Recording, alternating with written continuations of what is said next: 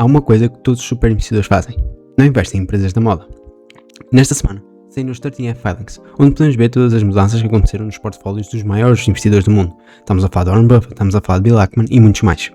E nós vamos analisar. Assim como também vamos analisar uma notícia recente sobre a Nike. Porquê que os 13F Filings são tão importantes? Para o investidor, é muito importante porque conseguimos ver o que é que os maiores fundos americanos estão a fazer neste momento. O que é que eles pensam sobre o mercado, o que é que eles compraram, o que é que eles venderam. E dá para reparar em alguns padrões, como também algumas discrepâncias, como vamos ver.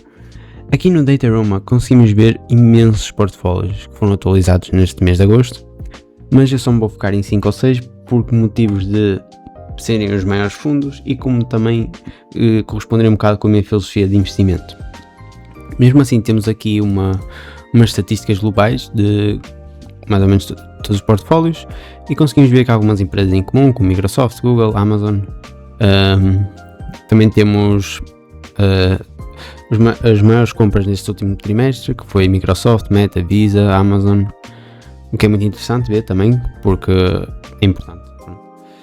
Passando aqui para o primeiro portfólio, vamos falar para o do Warren Buffett, que é da Berkshire Hathaway. Apesar de que ele já não toma conta, pelo menos totalmente, dos investimentos que é feito dentro da empresa, já é uma equipa, eles tentam seguir a filosofia, não é, dele, e conseguimos ver que neste trimestre fizeram algumas reduções, como apenas uma compra. Se vamos ver aqui, ainda tem 29 stocks no portfólio, e pronto, este é o valor do portfólio, é quase o mesmo que o meu, e conseguimos ver que o top é a Apple, mas isso já é há muito tempo, apesar de ele ter feito uma redução há pouco tempo, o que mostra que também porque a empresa já teve melhores dias, digamos assim. Aumentou bastante no Google, que é muito bom de ver, e também mostra que foram grandes earnings e acredita na estratégia de CAPEX da Google. Também temos aqui outra Google, mas é outro tipo de ação. E acho que pronto, depois tem algumas reduções, mas também são em pequenas. Tirando aqui no Bank of America, são pequenas percentagens do portfólio, digamos assim. Passando agora para o do Bill Ackman. Também é um investidor que aprecio.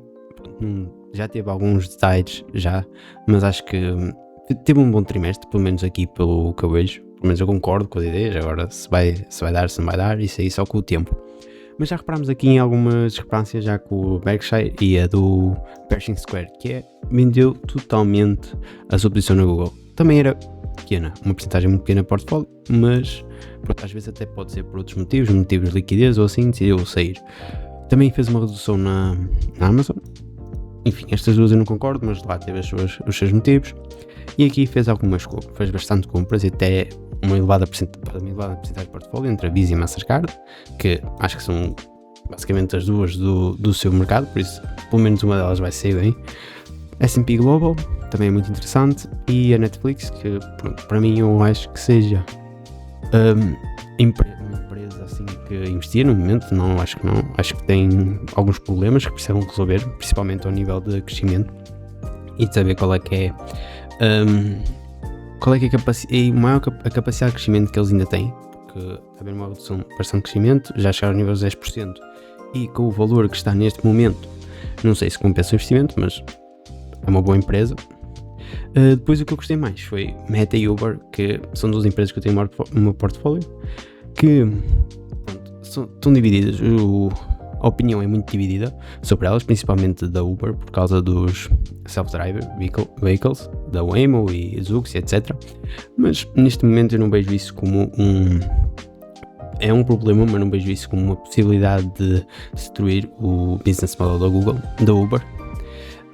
Enfim, lá está, adicionam estas 5 empresas ao portfólio. Aqui também tem o número de stocks, são 14, e o valor do portfólio. Lá está, Bill Ackman tem algumas ideias, parece que há alguns momentos em que ele está meio perdido, não sei, faz algumas decisões um bocado sem sentido. Ele há pouco tempo tinha Netflix, agora já comprou, mais caro, pronto. No entanto, eu acho que continua a ser um grande investidor e eu acho que é uma pessoa que devemos seguir como investidores, e gostei das compras em geral.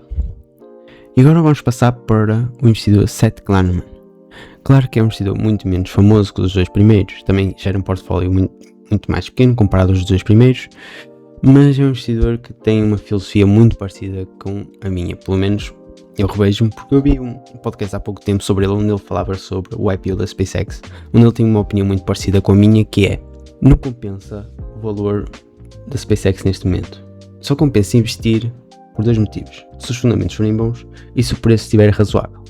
Não vale a pena investirmos numa grande empresa como a SpaceX é, se o valor dela está precificado para 30 ou 40 anos já. Então precisamos ter cuidado com essas duas coisas ao investir numa empresa. E olhando aqui para o portfólio, eu vejo algumas parecenças com a minha, por exemplo, como a sua maior ação é a Amazon, que é, para mim, talvez a maior empresa do mundo em termos de diversificação, em termos de qualidade de segmentos, em termos de entusiasmo nos segmentos. Depois também temos a Google, enfim, Visa. Tem algumas empresas muito interessantes aqui, outras que eu sinceramente não conheço. É uma pessoa que faz muitas, está muito ativo, né? Faz muitas mudanças, às vezes algumas não são voluntárias, como é óbvio, nestes níveis de fundos, mas eu acho que é uma pessoa muito interessante de ouvir, principalmente. E agora vamos passar para o Terry Smith, outro investidor não tão famoso, já com um portfólio mais elevado do que o do Seth Klarman, e conseguimos ver aqui que é muito mais diversificado, chega a ter 41 stocks no momento, e ele também, igualmente como o Seth Klarman, teve muita atividade neste trimestre. Podemos ver já aqui na atividade que fez algumas compras, também parecidas com alguns outros, que foi Uber, Mastercard, agora também na Taiwan, Semiconductors, Netflix, pronto. E também vendeu algumas, temos aqui a Microsoft, Meta, não, foram só reduções. Também fez redução na Google, na Visa. Enfim, eu não concordo com nenhuma destas 4, porque eu acho que são empresas fantásticas. No entanto, lá está, deve ter os seus motivos. Às vezes também pode ter sido por motivos exteriores à qualidade do stock, pronto. Enfim, já tenho aqui uma opinião sobre Netflix, do Uber, da Mastercard, continuo a dizer que é uma empresa fantástica. Tem Semiconductors. Enfim, eu acho que é uma boa empresa. No entanto, não sou grande fã. Não é que não seja grande fã do que ele faz, não sou grande fã, é tipo, acho que são empresas que se calhar no longo prazo não sei se vão ter grande retorno, porque estamos no boom da inteligência artificial e eu acredito que, enfim, nos próximos se calhar 10 anos, 20 anos, também isso é um bocado de futurologia, eu não tenho certeza, não é?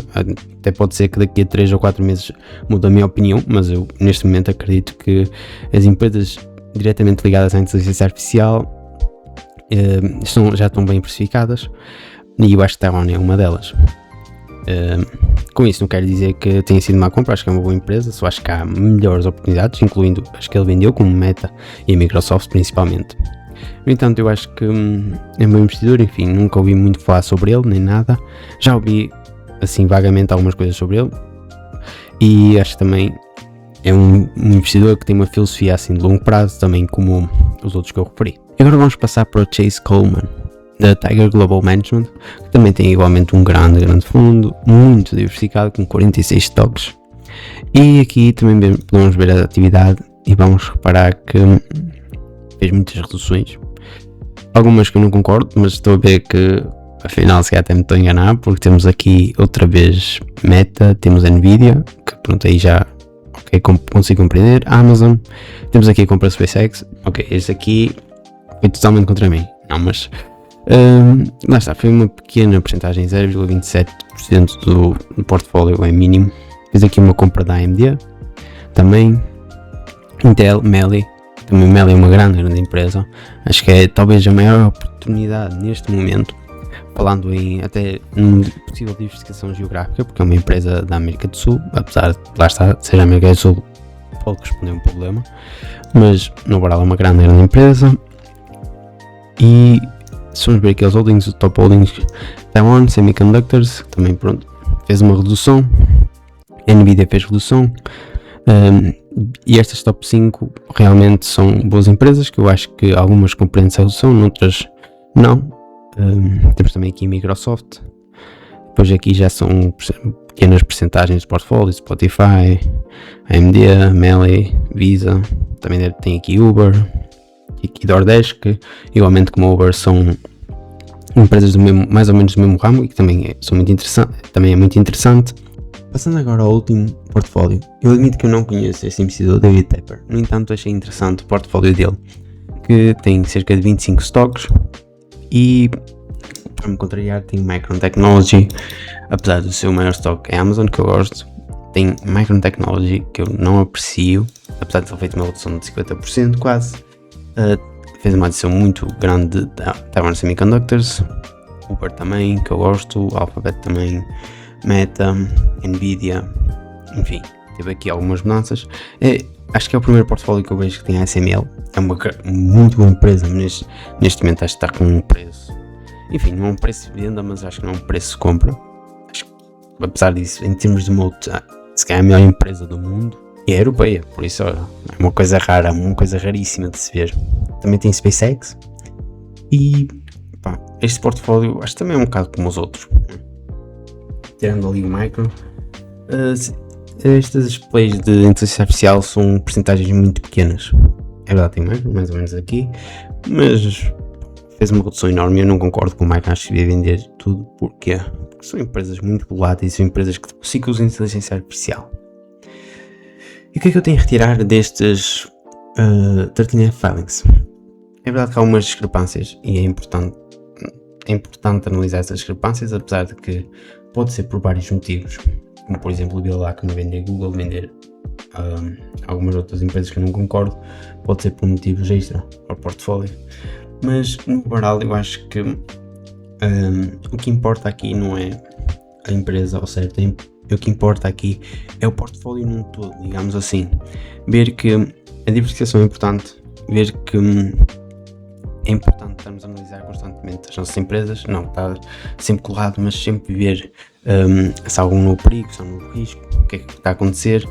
E nós vimos aqui muito que, se há uns trimestres atrás víamos muito empresas de inteligência artificial, agora eu acho que estamos a ver uma clara redução, uma clara diversificação, porque vemos que o mercado já está a precificar o sucesso. Acho que não há muitas oportunidades nessa área. E então nós vemos aqui os super investidores já a começar a ir para outras áreas, não é? A ir para empresas mais old school, digamos assim, e acho que deve ser o que nós devemos fazer, assim, para quem investe a longo prazo, não para quem investe a curto prazo. Acho que devemos começar a ir para outro tipo de empresas não tão fascinantes, mas sim completas e que têm fundamentos muito bons. Mas antes de continuar com o vídeo, gostava de pedir duas coisas: like e subscrever, porque é a única forma de eu perceber se realmente estou a fazer alguma coisa minimamente boa aqui. Obrigado. E agora vamos falar sobre a Nike. A empresa caiu abaixo dos $40 por ação esta semana, algo que não se via desde 2014. Então por que há tanto pessimismo em volta da Nike? Simplesmente porque saiu uma notícia de que o CFO vai sair e o novo CFO vai entrar. E é um CFO já experiente em empresas como a Pfizer e a CVS Health. Mas por que há tanto pessimismo nisto? Vendo o preço da ação este ano, explica muita coisa. Não está a ter um ano nada fácil. Tendo sempre a volta dos 40. Aliás, no início do ano já chegou a estar aos 65. Porquê? Porque acreditava-se verdadeiramente na estratégia que estava a acontecer na Nike. Mas como podemos ver, o resto do ano não houve muita crença. E chegaram a valores que não chegava desde 2014, como podemos ver aqui mais ou menos, por este valor. A aplicação que eu estou a usar chama-se Qualtering.com, que é de um youtuber americano chamado Joseph Carlson. Eu deixo o link na descrição se quiserem visitar. A mais recente notícia é que o CFO está de saída, e o nome para substituir chama-se David Denton, que era o antigo CFO da Pfizer.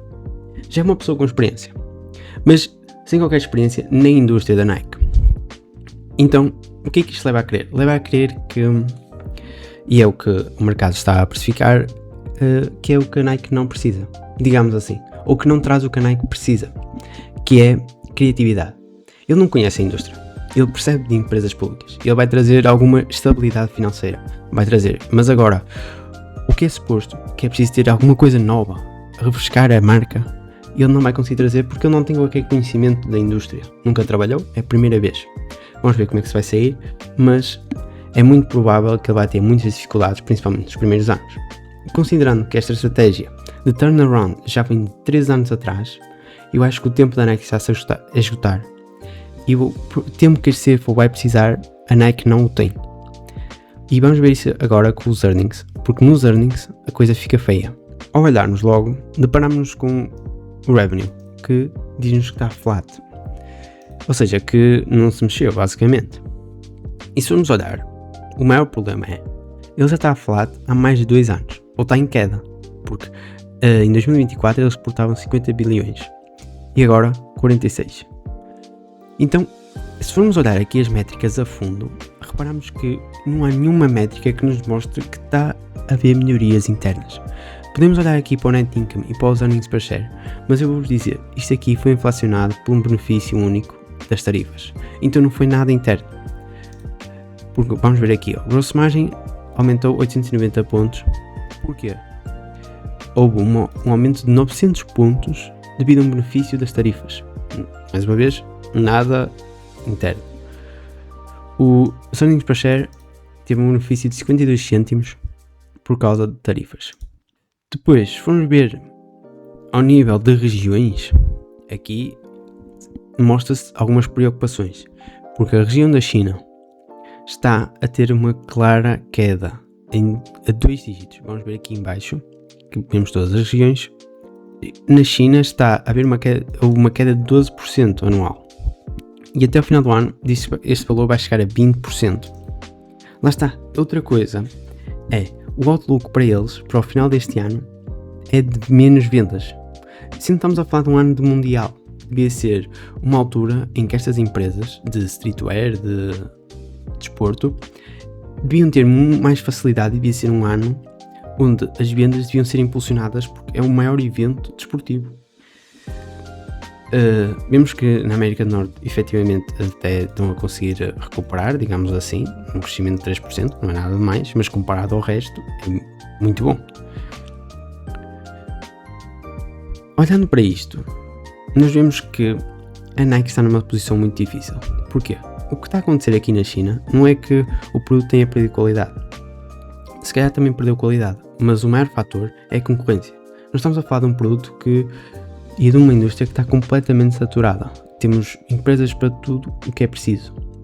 Falando dos produtos da Nike, a maior parte das pessoas é indiferente se estão a usar umas sapatilhas da Nike para correr, umas sapatilhas da Adidas ou umas sapatilhas da qualquer coisa. Então, quando tu perdes, quando tu vês o teu market share a cair desta maneira, eu acho que para a Nike, e ao nível que a concorrência aumenta, recuperar isto é basicamente a missão impossível. Então vamos ver o que é que este CFO vai fazer. Também não pode fazer muito, e vamos ver como a estratégia da Nike vai desenvolver. Eu diria que a Nike tinha mais ou menos mais um ano para mostrar, senão dificilmente vai retornar que seja aqui a valores de $70, porque significa que a estratégia simplesmente não resultou e a probabilidade de verem estes valores caírem é alta. E é tudo, espero que tenham gostado, vemo-nos no próximo vídeo.